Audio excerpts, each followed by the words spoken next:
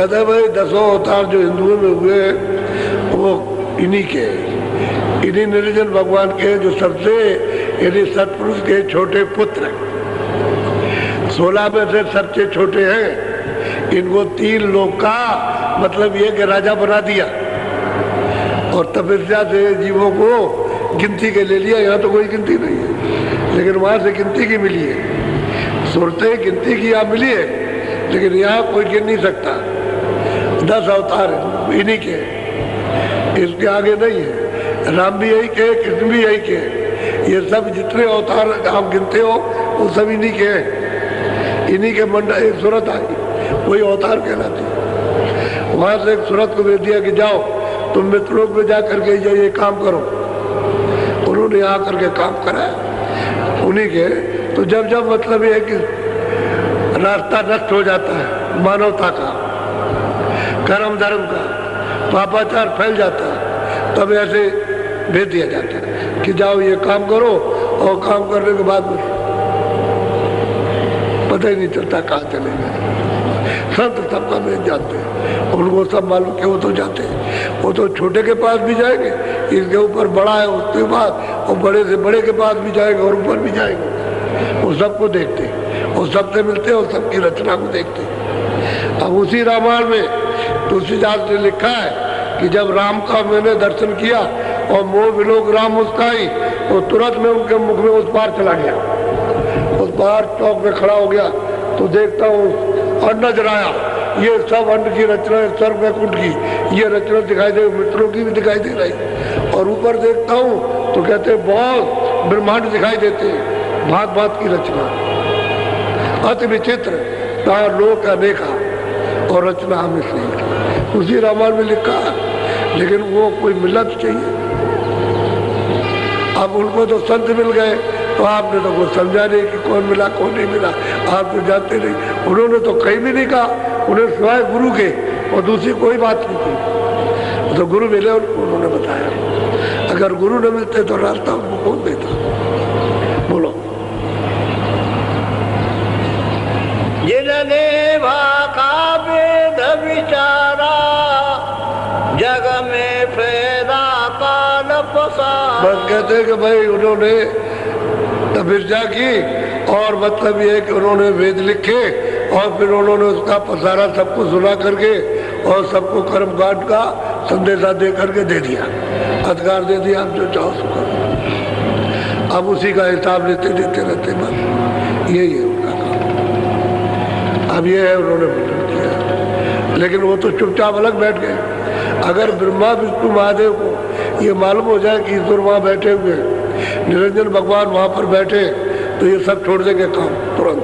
लेकिन आद्या माँ शक्ति जो बीच में इनकी अर्धांगिनी बैठी है, वो इनसे मिलने नहीं देगी। उसको पूरा अधिकार, क्योंकि उसी से तो पैदा हुए, वो बीच में बैठी है और इनको देखती रहती है। इसीलिए जब ये तपस्या करने गए तो आद्या महाशक्ति माता ने पूछा इनसे तीनों से कि उसी के तो है ये पुत्र, कि भाई तुमने देखा, तुमने पिता को देखा? तो ब्रह्मा ने कहा हमने देखा। विष्णु ने शिव से पूछा तुमने देखा? क्या हमने नहीं देखा। तब उसने देखा कि ये झूठ बोल गया, तो उसने कहा कि तुम बड़े झूठा हो, तुम बड़े लबार हो। उससे कहा ब्रह्मा से कि तुम बड़े झूठे बड़े लबार हो, और तुम्हारी जगत में कोई पूजा नहीं होगी, कोई पूजा नहीं करेगा। इन दो की पूजा ये सच बोले और तुम झूठ बोले, सब कुर्मा तुम्हारा झूठा होगा। साफ साफ कहा, इसको श्राप दे दिया, उनको दोनों को। तो जगत में दो की पूजा होती है कि नहीं होती, लेकिन तीनों के काम एक ही है, उत्पत्ति और पालन और प्रलय। काम मतलब एक ही है, एक ही पद है, काम अलग अलग। ये तीनों अपना अपना काम करते हैं, उनकी पूजा नहीं होती, उनकी पूजा होती है। तो झूठ बोलने पर हमने देखा, इन्होंने किसी ने नहीं देखा। जो इनके निरंजन भगवान पिता है उनको इन्होंने नहीं देखा, तो बताओ वो क्या बताएंगे कि वहां पर है, जब इनको खुद नहीं। तभी तो कहते हैं ना ये थी ना ये थी, और कुछ है हमको नहीं मालूम, और है जरूर कुछ। ये उन्होंने उसमें लिख दिया तो यही पढ़ते रहिए और बात किसी की मत मानिए, इसी में फंसे रह जाइए। पहले ये बाहर की पूजाएं नहीं थी, साधना तो अंदर की थी पहले, लेकिन धीरे धीरे बाहर लोगों ने उतार दिया। अब बाहर लोग फंस गए, बाहर जाल में, रास्ता छूट गया। बोलो। पूजा पत्री ने मयाचारा, देवल पूजा विधि समारा। बस कहते हैं पूजा पत्री ये रत्न होना भी ना, ये फूल चढ़ाना, ये सब देवताओं की मुतकल सूरत बना करके और मतलब उसको पूजो भाई, ये पूछ, इसमें मतलब ये फंस गए। गोस्वामी जी महाराज कहते हैं इसमें फंस गए। अब वो कहते हैं कि भाई सीधे चलो घर, रास्ता तो तुम्हारे पास है, सीधे चले चलो। तो कहते बात तो ठीक कहता है, बात तो ये साधु ठीक कहता है, ये है छोकरा, उस समय कहते हैं लड़का है, बात तो ठीक कहता है, लेकिन जो सामने उसको नहीं मानता, गंगा जमुना को नहीं मानता, ये तीरथ व्रत को नहीं मानता। बात कहता है कि है, वो तो कहता है अरे भाई ये सामने उसको माने, तब तो हम समझे नहीं नास्तिक है। तो उनको गोस्वामी जी को काशी के विद्वानों ने कहा ये नास्तिक है, नास्तिक नास्तिक, ऐसा डंडोरा पीटा था। पूरा युद्ध हुआ है, कोई मामूली बात है। महात्मा मतलब ये है कि जवाब देते हैं तो सच जवाब देते हैं, लेकिन युद्ध करती है अनजान, अनजान जनता युद्ध करती है, लड़ाई करती है। बोलो। संजय और उपवास बतावा, में सकल जीव। बस कहते हैं कि बाहर हमने संयम अंजम जो जिसको आया वो अपना बता दिया, सब जीव इसी में सब में फंसे। ये जो अंदर का रास्ता था, व्यास जी ने जब देखा कि ये बाहर मुख हो गए और अंतर्मुख इनका रास्ता बंद हो गया, तो उन्होंने ये बताने के लिए कि भाई अंदर चले जाएं, तो उन्होंने बड़ी बड़ी आदर्श पुरुषों की मूर्तियों की स्थापना जंगल में की, किसी कमरे शहर में नहीं, और कि जाओ वहाँ गांव से बाहर और जा करके ऐसे बैठ जाना, ऐसे, और अपनी आंखों को उनकी आंखों को मिलाना और एक टक होकर के देखते रहना, तो दृष्टि से दृष्टि हिले नहीं, उनकी आंखों पर अपनी दृष्टि ठहरी रहे, और रोके ना, बस वही आंख बंद कर लेना तो अंदर की आंख खुल जाएगी, अंदर की तीसरी आंख खुल जाएगी। इस अभ्यास के लिए, अंदर जाने के लिए व्यास जी ने ये मुकर्रर किया था, ये पूजा इस प्रकार की पूजा थी। फूल वूल नहीं चढ़ाते थे, वो जंगल में रख दिया और बस्ते बैठ के करते, 1 घंटा 2 घंटा लोग करते थे, फिर आँख बंद कर लिया तो आँख खुल गई तो अंदर चल देते थे, इतनी साधना थी। अब वो भी आपने छोड़ दिया, वो सब बाहर लौटे, अब पुष्प चढ़ाना, ये चढ़ाना, ये करना, ये करो, इसी में लगे। अरे किसी पुरुष की कोई चीज़ देखो तो उसको अगर है तो आप उसको देख लो जो ओरिजिनल है, जो तस्वीर है उसको देखिए आप। अब वो तो है नहीं, किसी और की उतार दिया आपने और कहा यही कृष्ण और यही राम है और यही महात्मा और यही है, नहीं, इससे नहीं, वो तो सिर्फ एक याद होती है, लेकिन जाना तो आपको अंदर है, रास्ता तो आपके पास से गया, उधर नहीं जाओगे तो इधर भटक जाओगे और कर्मों को सब सजा मिलेगी, बचने वाला वहाँ से कोई नहीं, तलाशी सब की होगी, चाहे कोई भी। अभी मतलब ये है कि बादशाह है उसकी तलाशी होगी, गरीब है उसकी तलाशी होगी, मुल्ला उसकी तलाशी होगी, हम है तो हमारी तलाशी, सबकी तलाशी होगी कि क्या तुम्हारे पास है, वो दिखाओ कितना पाप कितना पाप, वो सब जारा लेगा। और जब जारे में कुछ नहीं निकलेगा तो कहेगा चले जाओ, तब कहेगा जाओ। तो महात्मा का तो टिकट होता है और उसके पास तो कुछ छोड़ते नहीं है, अगर पाप और पुण्य छोड़ दे तो जा ही नहीं सकता। तो मतलब ये जब वो साफ कर दिया और टिकट दे दिया तो धीरे से कहले तलाशी ले ली, टिकट है, अच्छा जाओ, ये टिकट दिखा दिया, तो नाम का टिकट दिखा दिया, वो देख लेगा तो बस कुछ नहीं कि हेलमेट कुछ है ही नहीं कुछ। फिर उसने देखा जो खाते में लिखते हैं तो खाता ही नहीं, जो कागज लगा हुआ सफेद है, उस पर कोई भी किसी तरह का लिखा नहीं है, और वहाँ कागज सबका लिखा हुआ, पूरा का पूरा चार्ट नक्शा बनता है, 50 बरस का, 80 बरस का, 20 बरस का, 40 बरस का सब नक्शा बनता जाता है पूरा, वो रख देते हैं आप। किसको मार रहे हो, किसको काट रहे हो, किसको धोखा दे रहे हो, चोरी कर रहे हो, क्या कर रहे हो, जो अच्छा पुण्य कर रहे हो, ये सब उसमें। अब कैसे बचेंगे आप? वहाँ तो सब लिखा पड़ी है। तो क्या कि नहीं मतलब ये हमारा नहीं है, ऐसे कैसे हो जाएगा? बोलो बोलो। ये निर्वाण काम सकीना मोक्तिरा का वेदन दी। अब कहते हैं भाई ये तो निर्वाण पद था, उन्होंने इन सबको पैदा कर दिया और पैदा करके ये बनवा कर जाल बिछा दिया और मुक्ति का जो रास्ता था छूट। मुक्ति तो बहुत आगे, मुक्ति का तो रास्ता न स्वर्ग में है न वैकुंठ में, न ईश्वर के लोक में न ब्रह्म के लोक। मुक्ति तो बहुत दूर है। वो तो मुक्ति का जो रास्ता आगे जाने का था वो तो बंद कर दिया। अब आग सबकी बंद हो गया, जानना ही बंद हो गया कि हमको क्या करना है।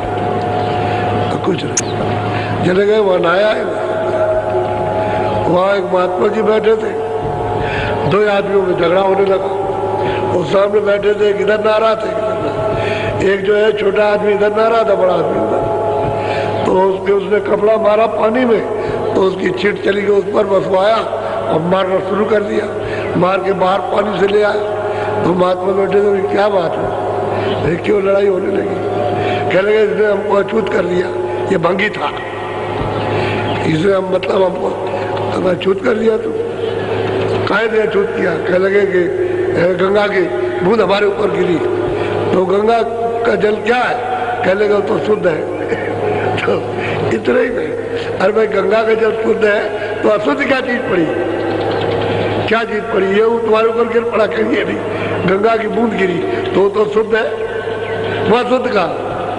जब उसको ख्याल आया ब्राह्मण को, तो वक्त में उनके पैर पकड़ लिए कि मैं तो भूला हुआ था, मुझे तो अब वो तुम्हारी, तो मैं इसको बहुत मारता और जान से मार देता इसको।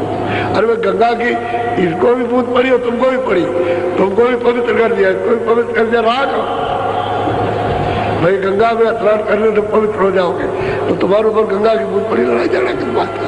तो चरण पकड़ के माफी मांगने लगा। ये झगड़ा है, न जानने का झगड़ा, और जान लिया जाए तो कोई झगड़ा नहीं। अब ये झगड़ालू गए, सब झगड़ा करने वाले, ये गए वही के वही रह गए। जितने पंडित गए और जितने और मत के गए, मुसलमान गए, मुल्ला गए, उसी जगह पर उनसे प्रश्न किया और बस वही के वही रह गए, फिर नहीं आ सके। झगड़ा किस बात का? हकीकत का कोई झगड़ा नहीं, सत्यता का क्या झगड़ा होता है? सत्य तो सत्य है, झगड़ा तो झूठा है। जब झूठी चीज पहन लोगे, पकड़ लोगे झूठी चीज, समझ लो झगड़ा उसी का होगा। सच चीज का झगड़ा होता है, सच चीज का कोई बंटवारा नहीं। सच चीज में तो प्रेम है, शक्ति है, ज्ञान है, विवेक है, और इसमें अज्ञान है। सब वो दे रहा, बंटवारा कर रहा, बाप अपने लड़कों को, वो कह रहे इसको ज्यादा दे दिया, हमको नहीं मानता। अरे भाई मैंने खेती बराबर बांटी, जो गड़ा हुआ था दफ्तर के सामने खोल करके सबको बराबर दे दिया। मैंने क्या, मैंने तो बच्चा समझ के सबको बराबर दिया। कह लगे नहीं नहीं नहीं, तो उसको ज्यादा चाहिए, तो शंका करता। ये शंकालु देव है, शंका का कपड़ा पहन लिया घर से लेकर के बाहर तक, तो क्या आपको ज्ञान होगा? सत्य कैसे पहचानोगे? इसमें फंस गया।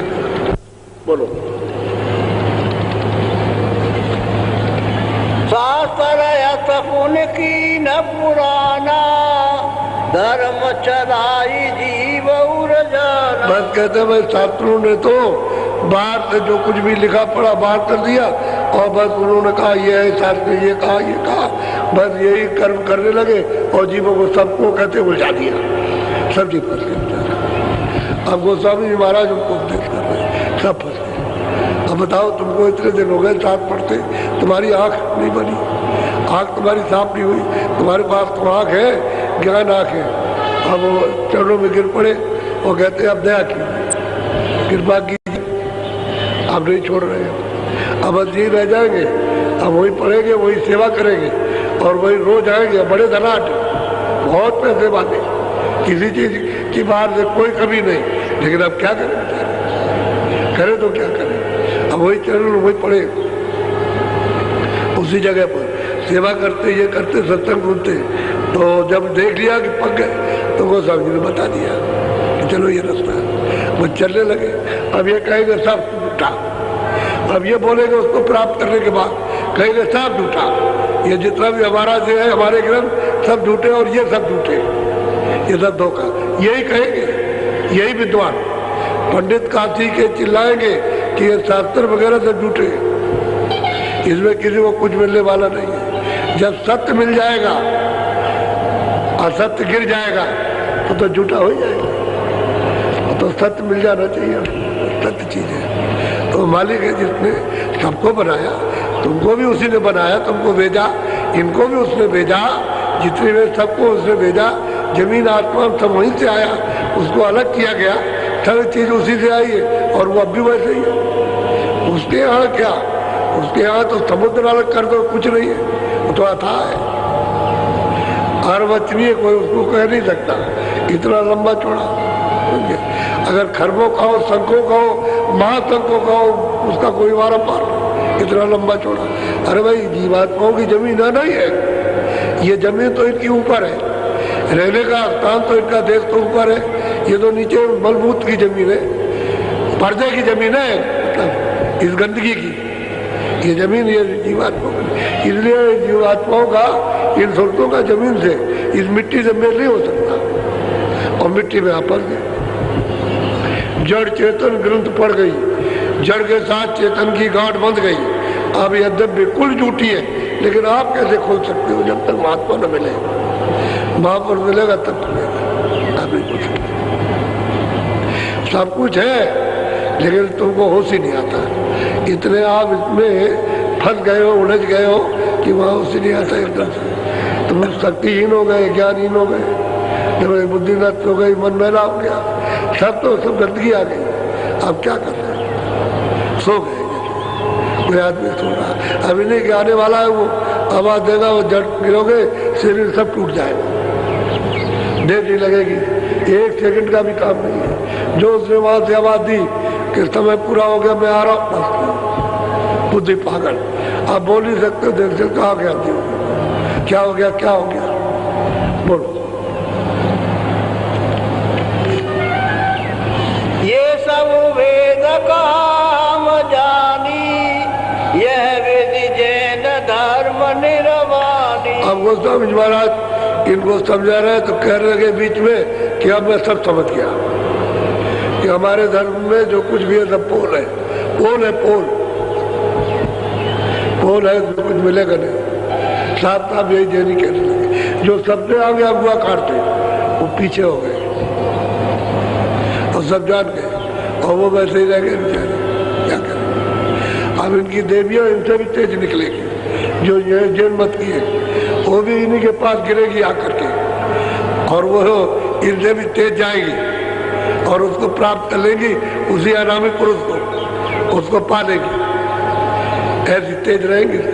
लेकिन वो कैसे, वो तो आपको जानना पड़ेगा कि भाई किस तरह से ये बनेगा, ये मेरा ये ढांचा जिसमें गंदगी जमा कैसे शुद्ध होगा, ये तो आपको जानना ही पड़ेगा। शुद्धि कर लो तो देर क्या लगे, कुछ नहीं लगती। ये गंदा है, पहला हो गया है पहाड़ों की तरह से कड़ा, ये पहाड़ तो टूट भी जाएंगे, टूटता भी नहीं है, ऐसा बोझा लदा हुआ है जीवों के ऊपर। तो बोझे को कैसे टालोगे? कोई आएगा उसमें लगाएगा तो वही पत्थर जब गलेगा तब फिर मतलब धुआं बनेगा, तो स्टीम जब लगेगी तभी तो धुआं बनेगा, तभी तो पत्थर गलेगा।